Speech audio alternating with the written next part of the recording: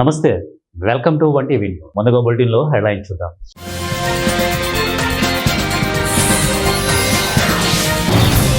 కల్వకుంట్ల కుటుంబం తెలంగాణ వనరులను దోచుకుంది. కడియం శ్రీహరి.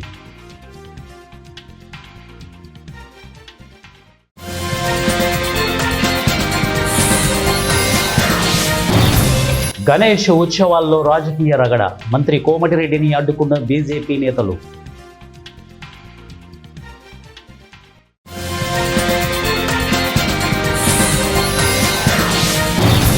ట్రంప్ విందుకు నాకు ఆహ్వానం అందింది, కానీ వెళ్ళలేదు. Elon Musk.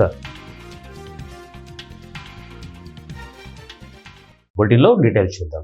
ఆఫ్ఘనిస్తాన్ను భారీ భూకంపం వణికించిన విషయం తెలిసిందే. రెక్టర్ స్కేల్పై 6 తీవ్రతతో సంభవించిన ఈ భూకంపం ధాటికి భారీగా ప్రాణ ఆస్తి నష్టం సంభవించింది. ఆదివారం రాత్రి సంభవించిన భూ విలయానికి అనేక ప్రాంతాలు శవాల దిబ్బలుగా మారాయి. ఈ విలయంలో మృతుల సంఖ్య 2000 దాటింది. తాజా సమాచారం ప్రకారం ఈ ప్రకృతి విలయంలో మరణించిన వారి సంఖ్య 2200కు చేరినట్లు అధికారులు తెలిపారు. మరో 3640 మంది గాయపడ్డారు.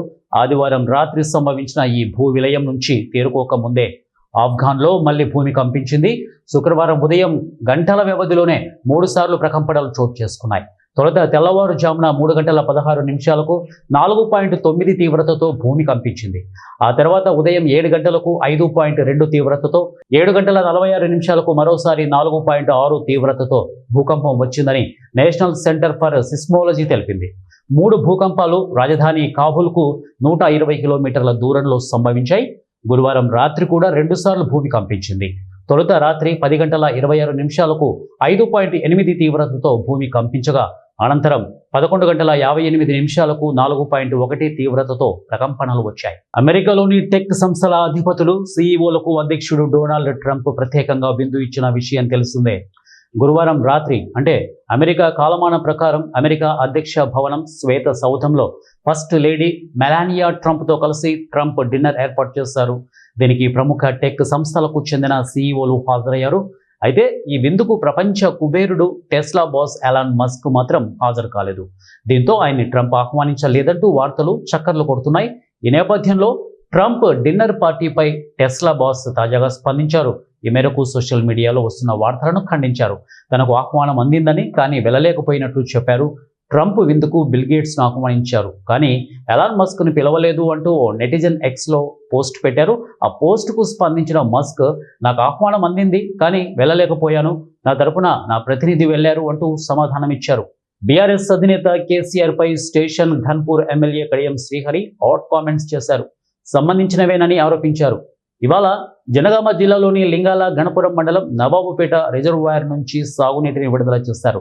అనంతరం కడియం శ్రీహరి మీడియాతో మాట్లాడారు. 10 ఏళ్లు అధికారంలో కల్వకుంట్ల కుటుంబం తెలంగాణ వనరులను దోచుకుందని విమర్శించారు. ధరణిని అడ్డుపెట్టుకుని 1000 ఎకరాల భూములు కబ్జా చేశారని ఆరోపించారు. కాళేశ్వరం ప్రాజెక్టును అడ్డుపెట్టుకుని కేసీఆర్ కుటుంబం 1000 కోట్ల రూపాయలు సంపాదించిందని ఆక్షేపించారు. 1000 ఎకరాల భూములు, 1000 కోట్ల రూపాయలు పంచుకునే క్రమంలో కేసీఆర్ కుటుంబంలో గొడవలు జరుగుతున్నాయని చెప్పుకొచ్చారు. కడియం శ్రీహరి కేసీఆర్ కుటుంబ గొడవలతో తెలంగాణ ప్రజలకు ఎలాంటి సంబంధం లేదని స్పష్టం చేశారు. కాంగ్రెస్ పార్టీకి, కాంగ్రెస్ ప్రభుత్వానికి కూడా సంబంధం లేదని క్లారిటీ ఇచ్చారు. తాను బీఆర్ఎస్ పార్టీకి రాజీనామా చేయడానికి ప్రధాన కారణం కేసీఆర్ బిడ్డ లిక్కర్ కేసులో ఇన్వాల్వ్ అయినందుకేనని షాకింగ్ కామెంట్స్ చేశారు. కవిత లిక్కర్ కేసులో విచారణను ఎదుర్కోవడం, అనేక రోజులు జైల్లో ఉండడం సరైన పద్ధతి కాదని, తాను బయటకు వచ్చానని చెప్పుకొచ్చారు. అవినీతి డబ్బులను పంచుకోవడంలో వారి మధ్య జరిగిన గొడవే తప్ప మరి ఇంకా ఏం లేదని ఎమ్మెల్యే కడియం శ్రీహరి విమర్శించారు. నల్లగొండ పాతబస్తీ 1వ నెంబర్ వినాయకుడి వద్ద ఇవాళ తీవ్ర ఉద్రిక్తత చోటు చేసుకుంది. మంత్రి కోమటిరెడ్డి వెంకటరెడ్డి ప్రసంగిస్తుండగా బీజేపీ నేతలు అడ్డుకున్నారు. గణేష్ ఉత్సవాల్లో రాజకీయాలు మాట్లాడడం ఏంటని బీజేపీ నేతలు తీవ్ర ఆగ్రహం వ్యక్తం చేశారు. ఈ సంఘటనతో కాంగ్రెస్ బీజేపీ నేతల మధ్య తోపులాట జరిగింది. ఈ క్రమంలో పోలీసులు జోక్యం చేసుకున్నారు. బీజేపీ జిల్లా అధ్యక్షుడు నాగం వర్షిత్ రెడ్డిని పోలీసులు అరెస్ట్ చేశారు. స్థానిక పోలీస్ స్టేషన్కి వర్షిత్ రెడ్డిని తరలిస్తుండగా పోలీసులను బీజేపీ కార్యకర్తలు, నేతలు అడ్డుకున్నారు. దీంతో పోలీసులకు, బీజేపీ నేతలకు మధ్య తీవ్ర వాగ్వివాదం చోటు చేసుకుంది. ఈ నేపథ్యంలో వారిని అక్కడి నుంచి పోలీసులు పంపించి వేస్తున్నారు. అన్యాయంగా బీజేపీ నేతలను అరెస్టు చేస్తే ఊరుకోమని హెచ్చరించారు. పోలీసులు ఏకపక్షంగా వ్యవహరిస్తున్నారని బీజేపీ నేతలు ధ్వజమెత్తారు. ఖమ్మం జిల్లా వైరా మున్సిపాలిటీ లీలా సుందరయ్య నగర్లో సాయి గజానన ఉత్సవ కమిటీ ఆధ్వర్యంలో గణపతి నవరాత్రి ఉత్సవాల సందర్భంగా మహిళా భక్తులు కుంకుమ పూజలు ఘనంగా నిర్వహించారు.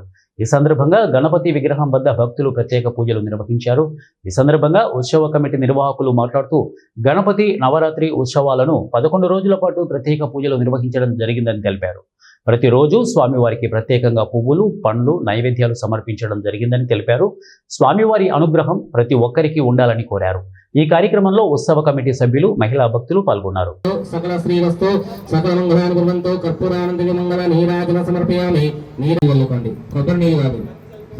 అపవిత్ర పవిత్రోదాశ్రమవస్థాంగతోపివ యస్మరేర్ పుండరీకాక్షం సభాభ్యంతరజహే పుండరీకాక్షాయ నమః ఆచమ్య. ఓం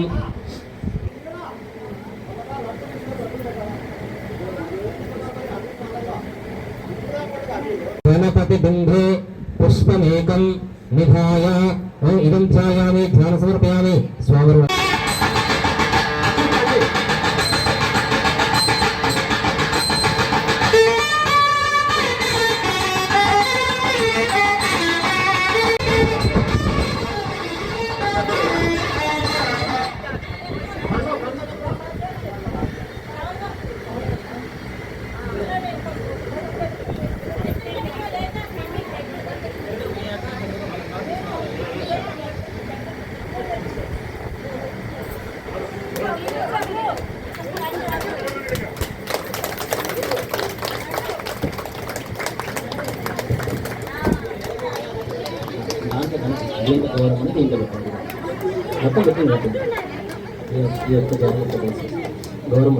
అనంతపురం జిల్లా కళ్యాణదుర్గంలో జిల్లా కేంద్రంలో ఈ నెల 10న చేపట్టబోయే భారీ బహిరంగ సభ సూపర్ 6 సూపర్ హిట్ కార్యక్రమాన్ని సూపర్ హిట్ చేద్దామని ప్రజావేదికలో ఏర్పాటు చేసిన బహిరంగ మీటింగ్లో ఎమ్మెల్యే అమిలినేని సురేంద్రబాబు కూటమి నేతలకు పిలుపునిచ్చారు.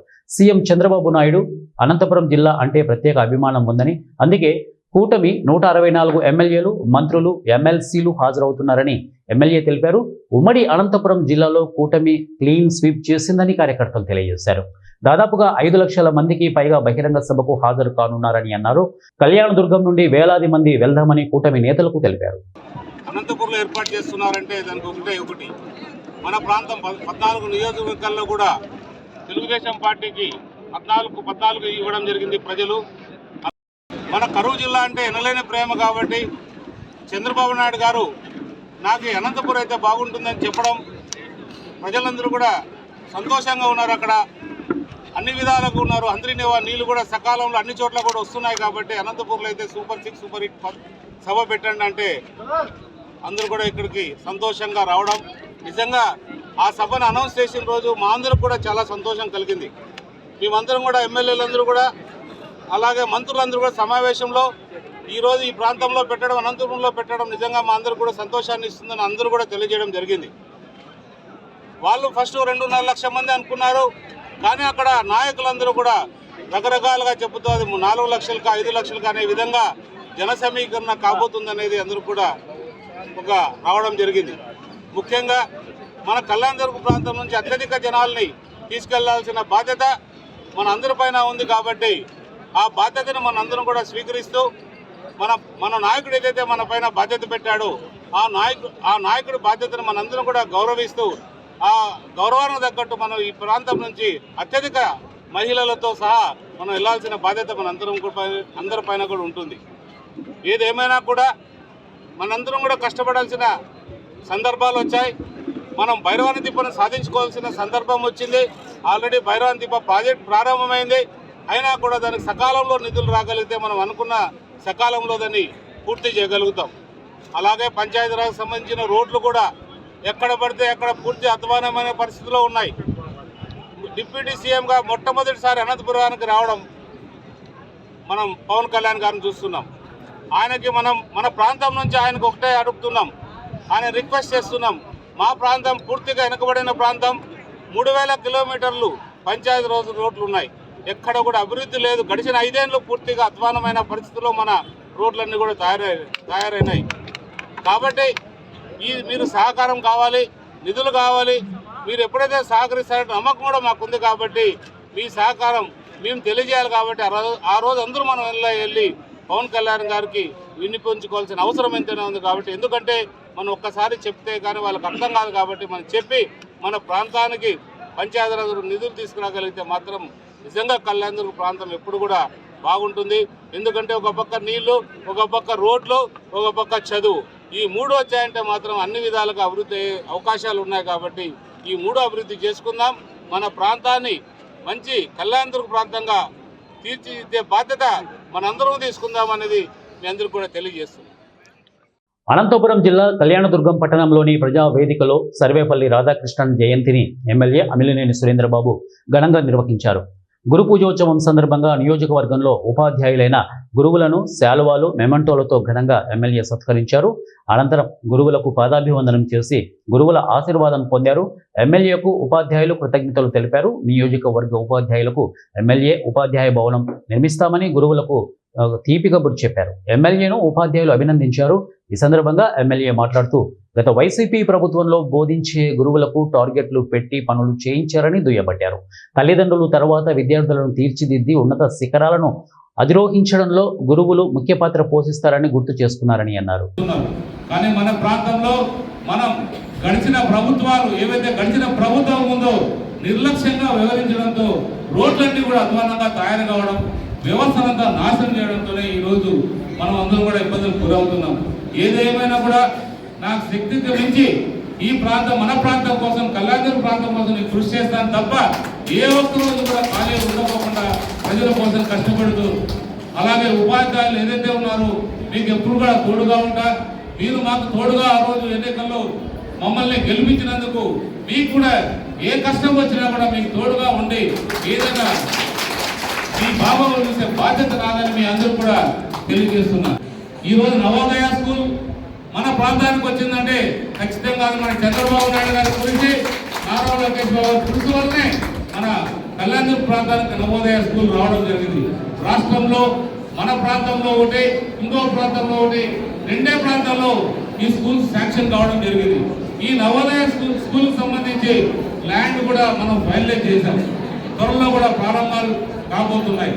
మనం ఈరోజు ఏదైతే మనం ఈ జయంతి రోజు అందరూ కలుసుకోవడం, ఈరోజు నాకు ఈ అదృష్టం కలగడం కూడా, మిమ్మల్ని అందరినీ కూడా సన్మానం చేసే అదృష్టం కలగడం కూడా నేను అదృష్టంగా భావిస్తూ ఈ అవకాశం ఇచ్చిన మీ అందరూ కూడా ధన్యవాదాలు తెలియజేస్తూ, భారత ప్రధాని నరేంద్ర మోదీ తల్లిపై కాంగ్రెస్ నాయకులు చేసిన అసభ్యకర వ్యాఖ్యలకు నిరసనగా నాగర్ కర్నూలు జిల్లా అచ్చంపేట మండలం హాజీపూర్ చౌరస్తాలో బీజేపీ నాయకులు, కార్యకర్తలు రాహుల్ గాంధీ దిష్టిబొమ్మను దహనం చేసే కార్యక్రమం నిర్వహించారు. ఈ కార్యక్రమం జరుగుతుండగా పోలీసులు వచ్చి అడ్డుకుని అరెస్టు చేశారు. బీజేపీ కార్యకర్తలు పోలీసుల తీరును నిరసిస్తూ రోడ్డుపై బైఠాయించారు. కాంగ్రెస్ నాయకులు చేసిన వ్యాఖ్యలు దేశంలో మహిళలకు గౌరవం లేకుండా చేస్తున్నారని, దేశానికి అవినీతి రహిత పాలన, అభివృద్ధి, పేద ప్రజలకు సంక్షేమ పథకాలు అందిస్తున్న నరేంద్ర మోదీని ఎదుర్కోలేక రాజకీయాలకు ఎలాంటి సంబంధం లేని ప్రధాని తల్లిపై అసభ్యకర వ్యాఖ్యలు చేయడం సరైంది కాదని కాంగ్రెస్ పార్టీ నాయకులను బీజేపీ కార్యకర్తలు తీవ్రంగా హెచ్చరించారు.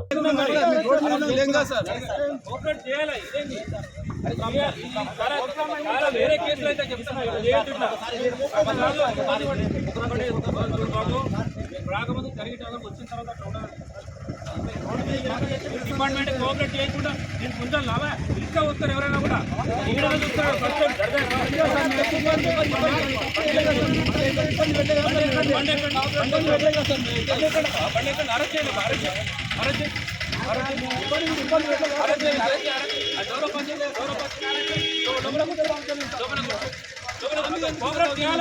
అరెస్ట్ అనేది కామన్ వివరంగా ఒకరికొకరు అంటే కూర్చోండి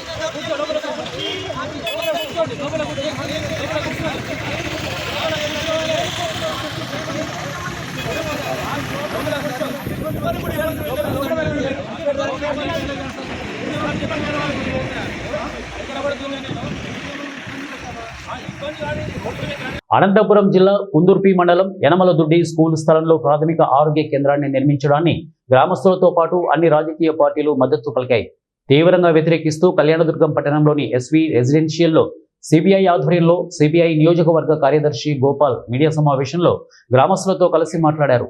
గత ఏడాది ప్రాథమిక ఆరోగ్య కేంద్రం శాంక్షన్ కాగా గ్రామస్తులు సంతోషం వ్యక్తం చేశారు. అయితే గ్రామంలో పిహెచ్సి నిర్మాణానికి భూమి కేటాయించేందుకు 5 దాతలు స్వచ్ఛందంగా ముందుకు వచ్చినప్పటికీ ఆ స్థలాన్ని కనీసం అధికారులు పరిశీలన చేయకుండా గ్రామ పాఠశాల స్థలంలోనే పిహెచ్సి నిర్మాణం పనులకు ఏర్పాటు చేస్తూ కూటమి నేత మొండి వైఖరిని ప్రదర్శిస్తున్నాడని సిపిఐ నాయకులు, గ్రామస్తులు తీవ్రంగా వ్యతిరేకిస్తున్నారు. అనుకూలమైన స్థలంలో పిహెచ్సిని ఏర్పాటు చేయాలని ఈ సందర్భంగా కోరారు. యనమలదొడ్డిలో స్కూల్ నిర్మాణం కోసం 23 ఎకరాలను కేటాయించారు. 40 సంవత్సరాల క్రిందటే పాఠశాల ఏర్పడిందని, 11 సంవత్సరాల క్రితం స్కూల్కు కాంపౌండ్ నిర్మించారని, ఆ స్థలంలో ఎటువంటి ఇతరత్ర కార్యక్రమాలు, నిర్మాణపు పనులు చేపట్టకూడదని హైకోర్టు డైరెక్షన్స్ స్పష్టంగా చెప్పింది. అయినా పెత్తందారి భావజాలంతో స్కూలు స్థలంలోనే పిహెచ్సి నిర్మాణం పనులను చేపట్టడాన్ని తీవ్రంగా ఖండించారు. రాజకీయాలకు అతీతంగా నడుచుకోవాలని ఎమ్మెల్యే అమిలినేని సురేంద్రబాబును కోరారు. ఎమ్మెల్యేగా మీరే అనువైన స్థలాన్ని పరిశీలించి శంకుస్థాపన చేయాలని తెలిపారు. పిహెచ్సి నిర్మాణానికి ఎమ్మెల్యే వంతుగా సహకారం అందించాలని తెలియజేశారు. యనమలదొడ్డి గ్రామంలో గత సంవత్సరం ప్రాథమిక ఆరోగ్య కేంద్రం శాంక్షన్ కావడం జరిగింది. శాంక్షన్ అయినందుకు ఆ గ్రామ ప్రజలతో పాటు వివిధ రాజకీయ పార్టీలు అందరూ కూడా చాలా సంతోషం వ్యక్తం చేశారు. అదేవిధంగా ఆ గ్రామంలో పిహెచ్సి సెంటర్ కట్టడానికి 5 మంది దాతలు భూమిని ఇవ్వడానికి పోటీ పడుతూ ఉన్నారు. కానీ ఈ భూమిని తీసుకోకుండా, వీళ్ళు ఇచ్చేటువంటి భూమిని కనీసం పరిశీలన చేయకోకుండా అక్కడ ఉన్నటువంటి ప్రభుత్వ పాఠశాల కాంపౌండ్లో ప్రాథమిక ఆరోగ్య కేంద్రాన్ని కట్టడానికి ఏర్పాట్లు చేస్తూ ఉన్నారు. దీన్ని విద్యార్థి సంఘాలు, ఉపాధ్యాయ సంఘాలు, గ్రామ ప్రజలు, అన్ని రాజకీయ పార్టీలు తీవ్రంగా వ్యతిరేకిస్తూ ఉన్నారు. మీరు తక్షణం ఎవరైతే రైతులు మేము స్వచ్ఛందంగా భూమి ఇస్తామని చెప్తా ఉన్నారో ఆ రైతుల యొక్క భూమిని పరిశీలన చేసి అనుకూలమైన చోట పిహెచ్సి సెంటర్ని ఏర్పాటు చేయాలని ఈ సందర్భంగా డిమాండ్ చేస్తూ ఉన్నాం. గత 40 సంవత్సరాల కిందటే ఆ యొక్క స్కూల్ ఏర్పడింది. 23 ఎకరాలు స్కూల్కి ఇచ్చారు. 11 సంవత్సరాల కిందట అక్కడ కాంపౌండ్ కట్టారు. అక్కడ ఇతరత్ర కార్యక్రమాలకి ఏవి కూడా చేయకూడదని హైకోర్టు డైరెక్షన్స్ కూడా స్పష్టంగా ఉన్నాయి. అయినా కూడా ఫ్యూడల్ పెత్తందారి భావజాలంతో కొంతమంది అక్కడే నిర్మాణం చేయాలని ప్రయత్నాలు చేస్తూ ఉన్నారు. దీన్ని తీవ్రంగా ఖండిస్తూ ఉన్నాం. మీరు అదే ప్లేస్లో కనుక మీరు ప్రాథమిక ఆరోగ్య కేంద్రాన్ని నిర్మాణం చేయడానికి ప్రయత్నిస్తే ఇవాళ అన్ని రాజకీయ పార్టీలు, విద్యార్థి ఉపాధ్యాయ సంఘాలు, గ్రామ ప్రజలుగా తీవ్రంగా వ్యతిరేకిస్తామని ఈ సందర్భంగా తెలియజేస్తున్నా. ఇవాళ లోకల్ ఎమ్మెల్యే గారికి కూడా ఈ సందర్భంగా ఒక విషయం తెలియజేస్తున్నాం. రాజకీయాలకు అతీతంగా మీరు కూడా అక్కడికి ఏదైతే దాతలు ఇస్తున్నారో అనుకూలమైనటువంటి వారి యొక్క స్థలాన్ని మీరు పరిశీలన చేసి అనుకూలమైన చోట మీరే శంకుస్థాపన చేసి స్కూల్ కాంపౌండ్లో కాకుండా బయట హాస్పిటల్ని నిర్మించడానికి సహకారం అందించాలని ఈ సందర్భంగా కోరుతా ఉన్నాం. రైతులు ప్రాథమిక ఆరోగ్య కేంద్రానికి స్వచ్ఛందంగా భూమిని ఇస్తామని చెప్పేసి అంగీకార పత్రాలని ఎంఆర్ఓకి, ఆర్డీఓకి, కలెక్టర్ గారికి, డిఎంహెచ్ఓ గారికి, డిఈఓ గారికి, ఎంఈఓ గారికి కూడా తెలియజేయడం జరిగింది. బులెటిన్ ముగించే ముందు హెడ్లైన్స్ మరొకసారి.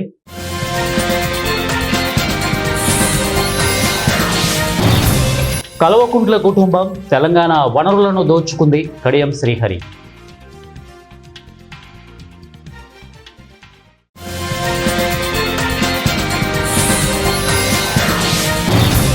గణేష్ ఉత్సవాల్లో రాజకీయ రగడ, మంత్రి కోమటిరెడ్డిని అడ్డుకున్న బీజేపీ నేతలు.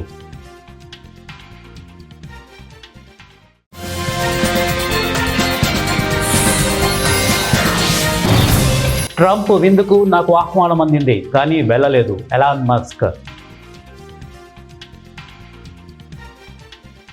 ఇవే బులెటిన్ అప్డేట్స్. నెక్స్ట్ బులెటిన్లో కలుద్దాం. Until then keep watching 1 TV news. ప్రతిక్షణం ప్రజల పక్షం.